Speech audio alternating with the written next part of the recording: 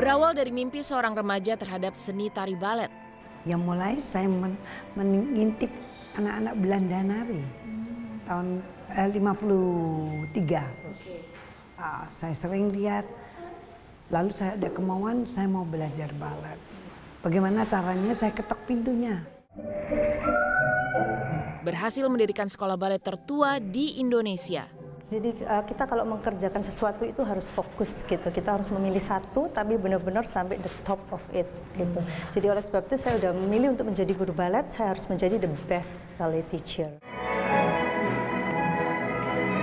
Hingga mencetuskan talenta penari balet yang luar biasa. Waktu itu tahun lalu aku lomba ke Malaysia top 10. Di situ aku dapat scholarship ke Kirov Dance Academy di Washington DC. Perempuan-perempuan pencipta lapangan pekerjaan. Bersihnya sisa ngebayar karyawan semua ya 200 kadang-kadang pego sehari. Menjalani bisnis rumahan yang mengentaskan kemiskinan. Rata-rata yang buat dagang gorengan, buat kas top yang kayak Ibu Wahyu nih, rata-rata yang kayak gitu nasi uduk. Hari gitu ya, jadi pada benar-benar si ibunya buat usaha. Perjuangan yang menuai kesuksesan. Satu mobil 80 dus. Oh, 80 dus. Kemana dijualnya? Ke Jembatan 5, ke Tangerang, kadang ke Bandung, gimana pesanan.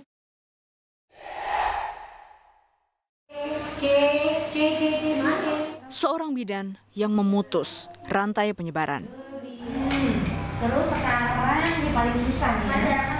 Kita bisa putus sebenarnya mata rantainya itu dengan program pencegahan penularan HIV dari ibu ke janinnya, kayak gitu, ke anaknya. Sebuah virus mematikan yang seharusnya dilawan. Pasti saya akan kasih tahu bahwa si A ini misalnya tidak datang, tidak mengambil hasil.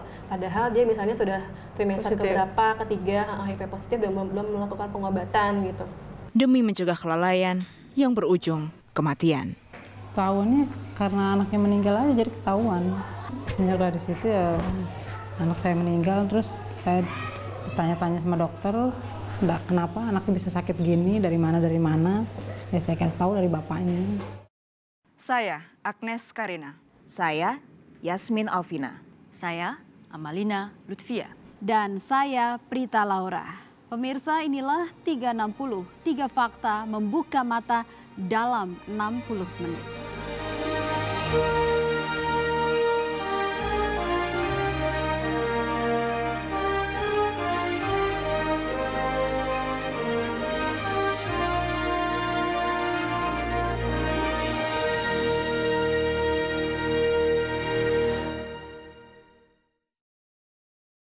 Generasi sekarang katanya suka yang serba instan. Sekejap saja bisa meraih kesuksesan. Tapi mari sejenak menyaksikan ini.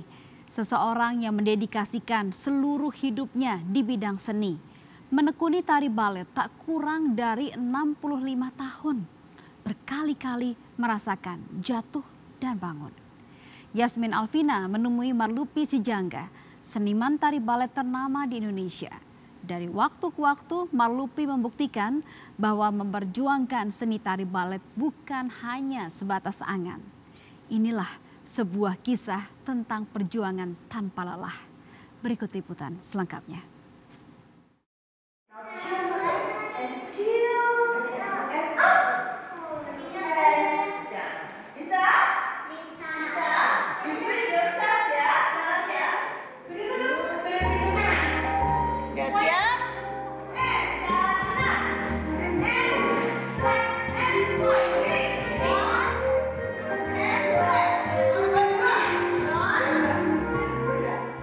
Jadikanlah hobimu sebagai pekerjaanmu. Slogan itu yang kerap kali diyakini sebagai hal ideal dalam meraih karir impian. Menekuni profesi yang disuka sehingga bisa menikmati jejak-jejak pekerjaannya. Mencapai puncak kesuksesan dengan menjalani hobi yang membawa prestasi. Sampai badannya tegak. Pantatnya bawah, jangan ke belakang. Tegak. Lagi. Hal tersebut saya temukan dari seorang perempuan yang mendedikasikan dirinya sebagai seniman tari balet selama lebih dari 6 dekade. Ialah Marlupi Sijangga, perempuan berusia 80 tahun yang ternama karena dedikasinya dalam mengembangkan seni tari balet di Indonesia.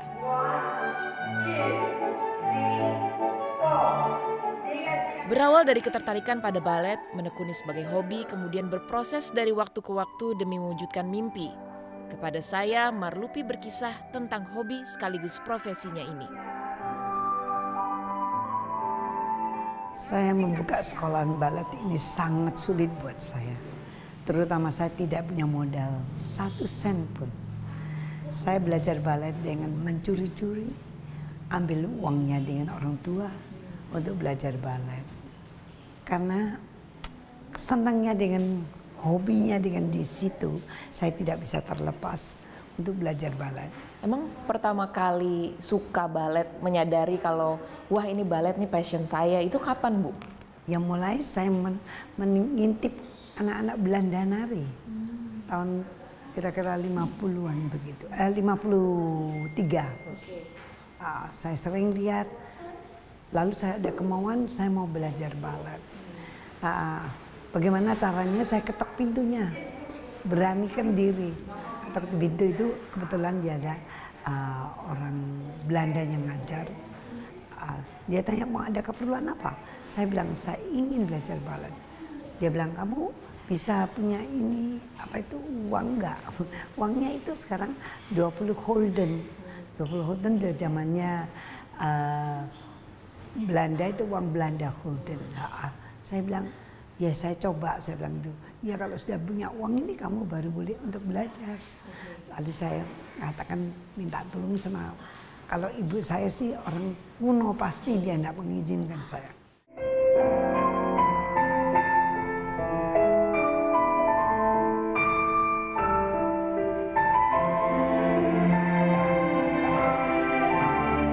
Pertentangan orang tua tak membuat Marlupi surut langkah. Ia justru tertantang untuk membuktikan bahwa minatnya pada seni balet bukan sebatas angan. Lambat laun, balet menjadi mata pencaharian dan berkembang luas menembus zaman ke zaman.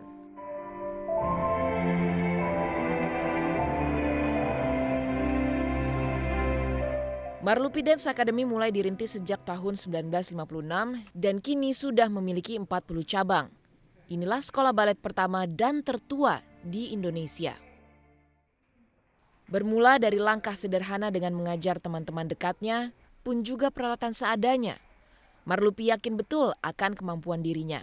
Sedikit demi sedikit menyisihkan uang tabungan hingga berhasil mendirikan sekolah baletnya yang pertama di Surabaya, kota kelahirannya. Terutama itu memang dari teman-teman kelihatan saya di sekolahan suka menari. Dari mereka tertarik juga kenapa kok saya bisa menari begitu bagus. Karena saya punya basic balet yang bagus, makanya saya bisa memperkembangkan.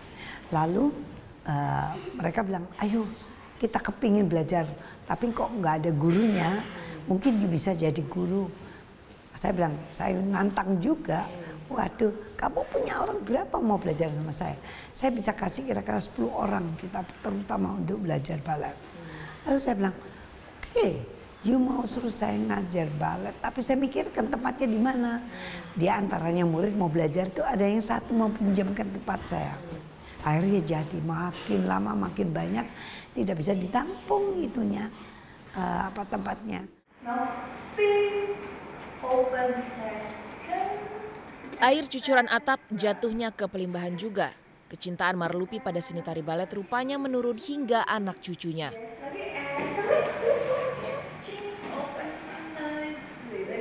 Vivi Sijangga, salah satu pengajar di Marlupi Dance Academy, adalah putri Marlupi. Menggeluti profesi yang sama dengan sang ibu, Vivi menyatakan rasa bangga atas perjuangan luar biasa Marlupi dalam merintis sekolah balet. Ia berkisah bagaimana sang ibu benar-benar memulai segalanya dari nol. Oke Mbak Vivi, tadi setelah ngobrol-ngobrol sama ibu dengan segala perjuangannya di bidang seni tari balet nih, gimana sih sosok ibu di mata anak-anaknya? Menurut saya ya, ibu saya adalah wanita yang luar biasa. Karena dia dibesarkan dari keluarga yang tidak mampu dan harus berjuang sendiri untuk bisa jadi sampai hari ini. Kalau sedangkan kami anak-anaknya kan memang udah dapat segalanya dari dia, gitu, dari orang tua kami, gitu. Kalau mama saya itu benar-benar otodidak, apa-apa harus sendiri, gitu, harus mencari uang sendiri dan memulainya everything dari nol, gitu.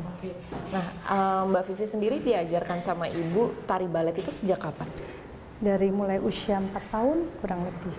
Ya, jadi ceritanya begini, karena mungkin saya setiap hari melihat mama saya mengajar balet. Waktu itu kami belum mempunyai studio yang layak di Surabaya, jadi masih di dalam rumah kami, di ruang tamu. Mungkin waktu itu saya masih berusia 3, 4, 5 tahun begitu. Jadi setiap hari saya melihat dari dalam kamar saya, ibu saya mengajar balet begitu. Mungkin saya tertarik begitu. Kok senang ya melihat jadi guru balet gitu, kok itu indah gitu. Jadi saya sejak kecil udah memutuskan saya nggak akan pernah jadi dokter, saya nggak akan pernah jadi insinyur dan lain-lain, saya cuma mau jadi guru balet. Memang setiap zaman memiliki tantangan yang berlainan.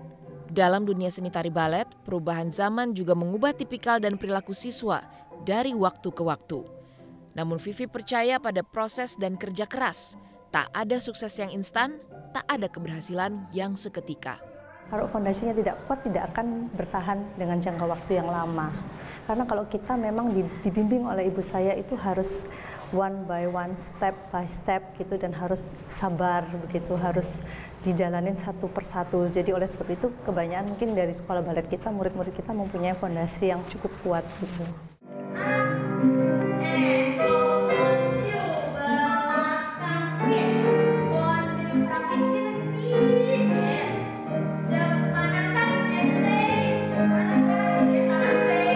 Pengalaman berbeda dirasakan anak dari Vivi Sijangga, Claresta Alim.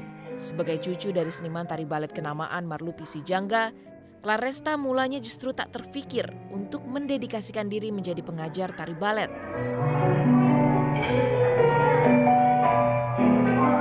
Tapi dorongan dari sang nenek dan juga melihat lingkungan sekitarnya setiap hari selalu bersinggungan dengan balet, ia berubah pandangan. Seni tari balet toh pada akhirnya menjadi bagian tak terpisahkan pula bagi Claresta.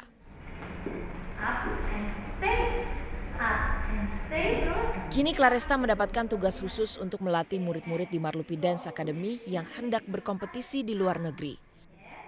Berbagai sertifikat internasional maupun penghargaan sudah diraih oleh cucu Marlupi Sijangga ini. It's quite amazing juga ya, maksudnya dari oma saya yang udah 80 tahun, lalu ke ibu saya, lalu ke saya. Dulu pada saat saya muda juga saya nggak kepikiran sih, maksudnya bakal mau turun di dunia balet. Karena dulu juga pas saya sekolah juga papa saya bilang, oh kamu oke gitu loh sekolahnya, maksudnya saya selalu dapet top 3 gitu, nggak mau jadi dokter aja gitu. Tapi waktu itu pada satu saat lagi liburan summer school, lalu oma saya mengajak saya ke Shanghai. Lalu saya stay di sana selama sebulan. Lalu dari sana saya terinspirasi gitu sama anak-anak di sana. Jadi sekarang sudah mendedikasikan diri untuk full di dunia seni tari balet. Iya, betul. Oke. Nah, kalau Claresta pengalaman belajar di luar negerinya tuh di mana aja sih dan apa saja bidang-bidangnya? Pertama saya pernah di Beijing selama 1 tahun. Ya di situ saya belajar banyak juga bagaimana cara untuk memakai otot yang benar gitu. Dari sana saya pindah ke New York di Joffrey Ballet School. Saya dapat scholarship ke sana. Dari sana saya saya audition ke Washington Ballet School. Saya di sana selama 1 tahun di Washington School of Ballet. Dari sana saya pindah lagi ke New York di Alvin Ailey. Saya ambil juga 1 tahun di sana. Nah, setelah di Alvin Ailey saya coba audition. Pada saat itu saya bisa mendapatkan visa juga diterima di company di Miami, Florida, Art Ballet Theater of Florida. Di sana saya selama 3 tahun ngajar juga.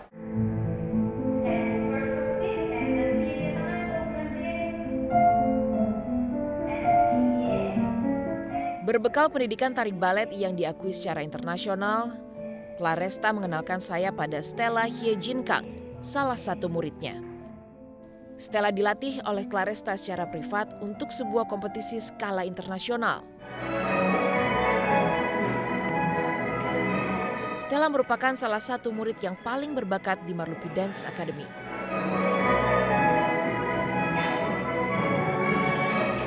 Berkat dedikasinya yang tinggi belajar tari balet hingga 10 tahun, Stella berhasil mendapatkan beasiswa di Orlando, Amerika Serikat.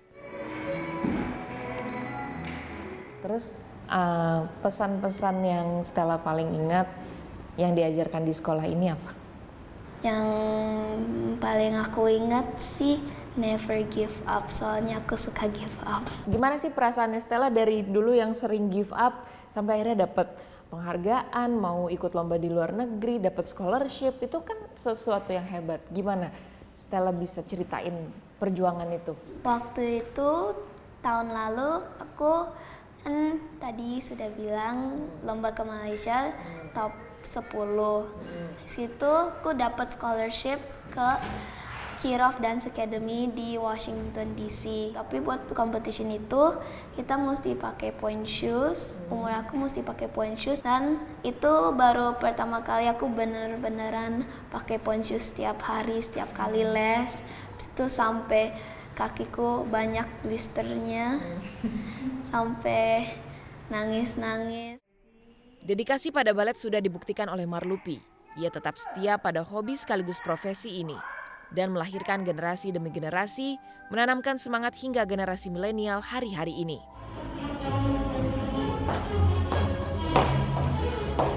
Tidak saja bagi Stella, namun juga ratusan siswa Marlupi Dance Academy lainnya yang sukses menapaki panggung-panggung balet dunia. Inilah buah dari kesetiaan dan kecintaannya pada balet. Memulai segalanya dari tak punya apa-apa dan bukan siapa-siapa. Segala halangan, rintangan dan tantangan tak sedikit pun membuatnya mundur. Tekad kuat dan keberanian untuk terus-menerus berjuang memberi pembuktian. Kini ia tinggal menikmati kesuksesan. Mengapa Ibu begitu setia sih sama profesi ini? Saya senang mendidik anak-anak. Hobi saya juga. Pernah ada momen putus asa nggak pada saat menemukan tantangan-tantangan? Saya nggak pernah putus asa tentang balet. Biarpun itu saya jatuhnya payah pun saya tidak mau. Apa yang membangkitkan semangat Ibu? Karena saya senang. Saya hobi. Dari hobi saya menyalurkan, saya punya pekerjaan. Kalau orang dia senang pekerjaannya itu meskipun capek tidak merasa. Para perempuan di kantong kemiskinan yang mampu berjuang membalikkan keadaan. 360 segera kembali.